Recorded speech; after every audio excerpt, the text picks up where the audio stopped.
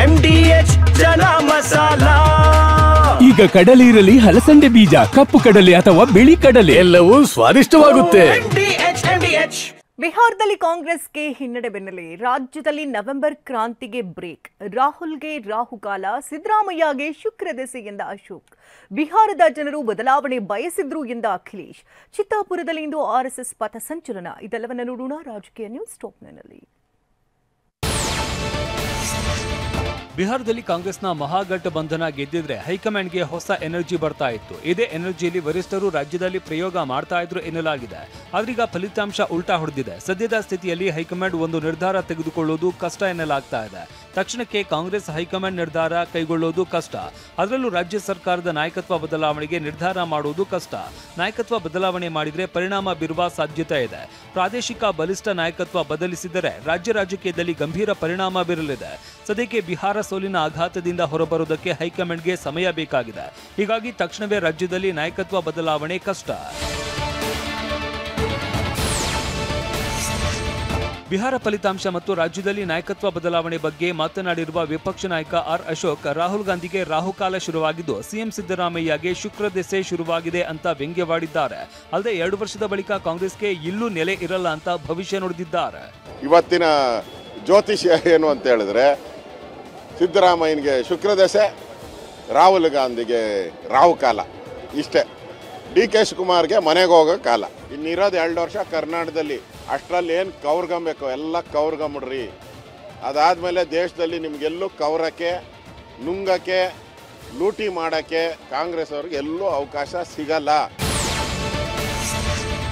2018ರ ಸಮ್ಮಿಶ್ರ ಸರ್ಕಾರದಲ್ಲಿ ಮಂತ್ರಿ ಸ್ಥಾನ ಸಿಗುವ ನಿರೀಕ್ಷೆ ಹುಸಿಯಾಗಿತ್ತು. ಈಗ ಸತತ 3ನೇ ಬಾರಿಗೆ ಶಾಸಕನಾಗಿದ್ದೇನೆ ಅಂತ ಚಳ್ಳಕೆರೆ ಕಾಂಗ್ರೆಸ್ ಶಾಸಕ ಟಿ ರಘುಮೂರ್ತಿ ಹೇಳಿದ್ದಾರೆ. ಚಿತ್ರದುರ್ಗದಲ್ಲಿ ಮಾತನಾಡಿದ ಅವರು, ಜಿಲ್ಲೆಯಲ್ಲಿ ನಾಯಕ ಸಮಾಜಕ್ಕೆ ಕಾಂಗ್ರೆಸ್ನಿಂದ ಮಂತ್ರಿ ಸ್ಥಾನ ಸಿಕ್ಕಿಲ್ಲ. ಈ ಸಲ ನನಗೆ ಮಂತ್ರಿ ಸ್ಥಾನ ನೀಡುವ ನಿರೀಕ್ಷೆ ಇದೆ ಅಂತ ಹೇಳಿದ್ದಾರೆ. ಶಾಸಕ ಗೋವಿಂದಪ್ಪ ಅವರು ನನ್ನ ಕೆಲಸ ಕಾರ್ಯ ಗಮನಿಸಿ ಬೆಂಬಲಿಸಿದ್ದಾರೆ ಎಂದಿದ್ದಾರೆ. ಖಂಡಿತವಾಗ್ಲೂ ನಾನು ಅದೇ ರೀತಿಯಲ್ಲಿದ್ದೀನಿ, ನಿರೀಕ್ಷೆನಲ್ಲಿದ್ದೀವಿ. ಮಾಡ್ತಾರೆ. ಯಾವುದೋ ಒಂದು ಸಚಿವ ಸ್ಥಾನ ಕೊಡಲಿ, ಯಾವ್ದು ಕೊಡ್ತಾರೋ ಅದನ್ನು ನಿರ್ವಹಿಸೋಂಥ ಕೆಲಸ ಮಾಡ್ತೀವಿ. ನಾವಿಬ್ಬರು ಯಾವ ಬಣವೂ ಅಲ್ಲ, ಹೈಕಮಾಂಡ್ ಬಣ ಅಂತ ಶಾಸಕ ಗೋವಿಂದಪ್ಪ ಹೇಳಿದ್ದಾರೆ. ನಾವು ಸಿದ್ದರಾಮಯ್ಯ ಬಣವೂ ಅಲ್ಲ, DKಶಿ ಬಣವೂ ಅಲ್ಲ. ಶಾಸಕ ಗೋವಿಂದಪ್ಪ ಹೇಳಿದಂತೆ ಪಕ್ಷ ಇದ್ದಾಗ ನಾವೆಲ್ಲರೂ ಅಂತ ಶಾಸಕ ರಘುಮೂರ್ತಿ ಹೇಳಿದ್ದಾರೆ. ಗೋವಿಂದಪ್ಪ ಮಂತ್ರಿ ಆದ್ರೆ ನಾನು ಖುಷಿ ಪಡ್ತೇನೆ. ಇನ್ನು ಟಿ ರಘುಮೂರ್ತಿ ಆಕ್ಟಿವ್ ಆಗಿ ಕೆಲಸ ಮಾಡ್ತಾರೆ, ಸಚಿವ ಸ್ಥಾನ ನೀಡಲಿ ಅಂತ ಆಗ್ರಹಿಸಿದ್ದಾರೆ.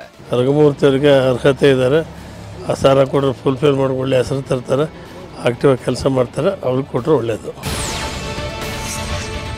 ಬಿಹಾರದ ಜನರು ಬದಲಾವಣೆ ಬಯಸಿದ್ರು ಅಂತ UP ಮಾಜಿ ಸಿಎಂ ಅಖಿಲೇಶ್ ಯಾದವ್ ಹೇಳಿದ್ದಾರೆ. ಬೆಂಗಳೂರಲ್ಲಿ ಮಾತನಾಡಿದ ಅವರು, ಬಿಹಾರದ ಜನರು ಬದಲಾವಣೆ ಬಯಸಿದ್ರು, ನಾವು ಸಹ ಬಿಜೆಪಿ ರೀತಿ ಟಾರ್ಗೆಟ್ ಫಿಕ್ಸ್ ಮಾಡಬೇಕು. ಉತ್ತರ ಪ್ರದೇಶದಲ್ಲೂ ಗ್ಯಾರಂಟಿ ಘೋಷಣೆ ಮಾಡಬೇಕು. ಬಿಹಾರದಲ್ಲಿ ಒಂದು ಮನೆಗೆ 30,000 ರೂಪಾಯಿ ಸಿಕ್ಕಿದೆ.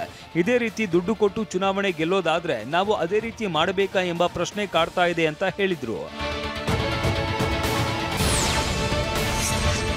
ಕರ್ನಾಟಕ ಸರ್ಕಾರ ಸದೃಢವಾಗಿದೆ ಅಂತ UP ಮಾಜಿ ಸಿಎಂ ಅಖಿಲೇಶ್ ಯಾದವ್ ಹೇಳಿದ್ದಾರೆ. ಬೆಂಗಳೂರಲ್ಲಿ ಮಾತನಾಡಿದ ಅವರು, ನಾನು ಕಾಂಗ್ರೆಸ್ ನಾಯಕರ ಮನೆ ಮುಂದೆ ಇದ್ದೇನೆ. ಕಾಂಗ್ರೆಸ್ ನಮ್ಮ ಮಿತ್ರ ಪಕ್ಷ, ಸ್ನೇಹಿತ. ಸಂಕಷ್ಟದಲ್ಲಿ ಇದ್ದಾಗ ನಾವು ಕೈ ಬಿಡಬಾರದು ಅಂತ ಅಖಿಲೇಶ್ ಯಾದವ್ ಹೇಳಿದ್ದಾರೆ.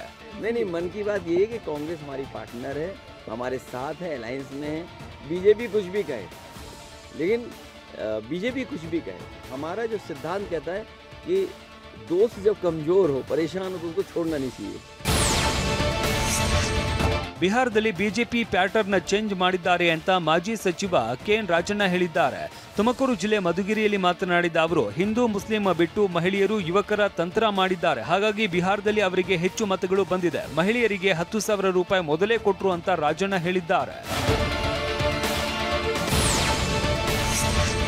ಬಿಹಾರ ಚುನಾವಣಾ ಫಲಿತಾಂಶ ರಾಜ್ಯದ ಮೇಲೆ ಪರಿಣಾಮ ಬೀರಲ್ಲ ಅಂತ ಆಹಾರ ಸಚಿವ KH ಮುನಿಯಪ್ಪ ಹೇಳಿದ್ದಾರೆ. ಕೋಲಾರದಲ್ಲಿ ಮಾತನಾಡಿದ ಅವರು, ಚುನಾವಣೆ ಹತ್ತಿರವಿದ್ದಾಗ 10,000 ರೂಪಾಯಿ ನೀಡಿದ್ದು ಅವರಿಗೆ ಅನುಕೂಲವಾಯಿತು.